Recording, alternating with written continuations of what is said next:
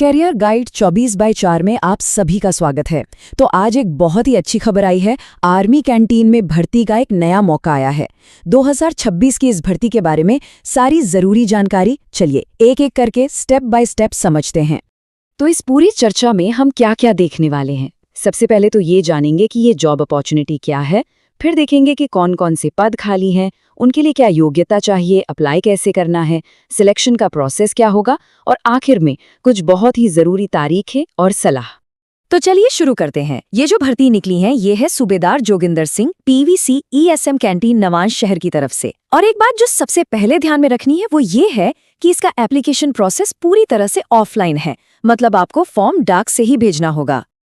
अब ये देखते हैं कि इसमें कौन कौन सी पोस्ट्स हैं और कितनी वैकेंसीज हैं। हम सीधे ऑफिशियल नोटिफिकेशन पर एक नज़र डालेंगे ताकि सारी जानकारी एकदम सही और पक्की हो। ये देखिए स्क्रीन पर जो है ये वही ऑफिशियल विज्ञापन है जिसे जारी किया गया है।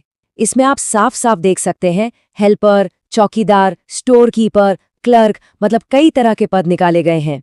चलिए अब इन सभी पदों और इनकी क्वालिफिकेशंस को थोड़ा और डिटेल में जानते हैं। तो यहाँ देखिए हेल्पर और चौकीदार जैसे पदों के लिए 8वीं या 10वीं पास होना काफ़ी है। अगर स्टोर कीपर के लिए सोच रहे हैं तो 10वीं पास के साथ साथ आपको कंप्यूटर की नॉलेज भी होनी चाहिए। और हाँ, क्लर्क, UDC और बिलिंग क्लर्क जैसे पदों के लिए कम से कम 12वीं पास होना और कंप्यूटर की जानकारी होना ज़रूरी है। ठीक है, पोस्ट के बारे में तो पता चल गया। अब आते हैं अगले सबसे ज़रूरी सवाल पर कि इन पदों के लिए अप्लाई कर कौन कौन सकता है, मतलब एलिजिबिलिटी क्राइटेरिया क्या है। सबसे पहले बात करते हैं उम्र की। तो देखिए अप्लाई करने के लिए कम से कम उम्र 18 साल और ज़्यादा से ज़्यादा 55 साल होनी चाहिए। और हाँ, आपकी उम्र की गिनती 1 जनवरी 2026 के हिसाब से की जाएगी। इस तारीख को ध्यान में रखिएगा। वैसे सरकारी नियमों के हिसाब से जो आरक्षित वर्ग हैं उन्हें उम्र में कुछ छूट भी मिलेगी। जैसा कि आप देख सकते हैं SC/ST उम्मीदवारों को 5 साल की और OBC उम्मीदवारों को 3 साल की छूट दी जाएगी। तो जैसा हमने पहले भी देखा, क्वालिफिकेशन पोस्ट के हिसाब से 8वीं, 10वीं या 12वीं पास मांगी गई है। और सबसे अच्छी बात यह है कि आप भारत के किसी भी राज्य से हों, आप अप्लाई कर सकते हैं।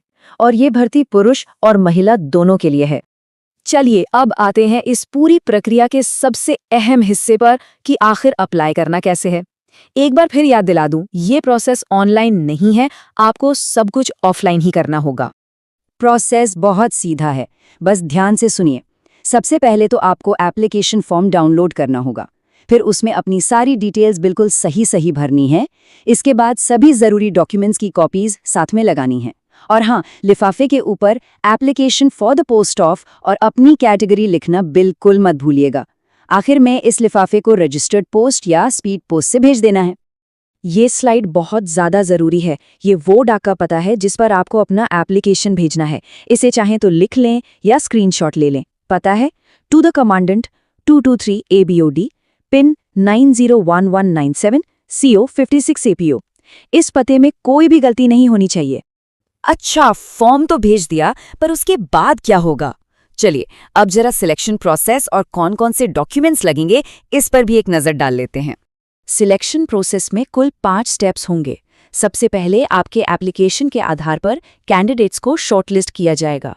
इसके बाद एक फिजिकल टेस्ट होगा, फिर मेडिकल टेस्ट और फिर आपके सारे ओरिजिनल डॉक्यूमेंट्स चेक किए जाएंगे।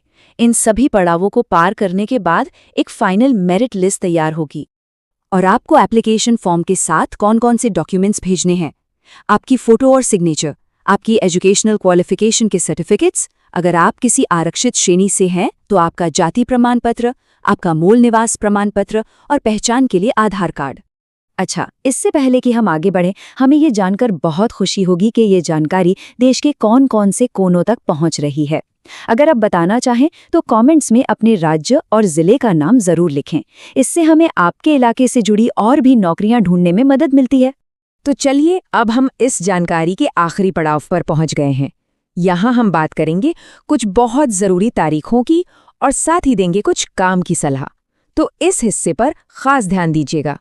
तो ये तारीखें नोट कर लीजिए। एप्लीकेशन 5 मार्च 2026 से शुरू हो चुकी है और अप्लाई करने की जो आखिरी तारीख है वो है 25 मार्च 2026। मैं फिर से दोहराती हूँ, लास्ट डेट है 25 मार्च 2026, तो आखिरी दिन का इंतजार बिल्कुल मत करिएगा।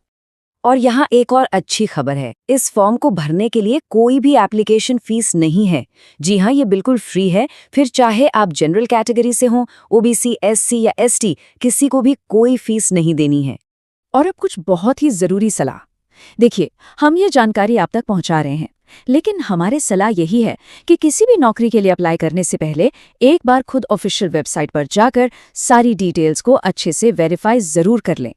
और एक बात हमेशा याद रखिएगा, किसी भी सरकारी या प्राइवेट नौकरी के लिए कभी भी कोई पैसा नहीं देना होता। अगर कोई भी आपको फोन करके या किसी भी तरह से नौकरी के नाम पर पैसे मांगे, तो साफ समझ जाइए कि वो एक धोखा है, फ्रॉड है। तो खुद भी हमेशा सतर्क रहिए और अपने दोस्तों और परिवार वालों को भी इन चीजों के बारे में बताकर सुरक्षित रहने में मदद कीजिए। उम्मीद है कि ये जानकारी आपके लिए फायदेमंद साबित होगी। अगर आप आगे भी ऐसी ही जॉब्स के बारे में जानना चाहते हैं तो हमारे साथ करियर गाइड 24x7 पर जुड़े रहें। देखने के लिए धन्यवाद।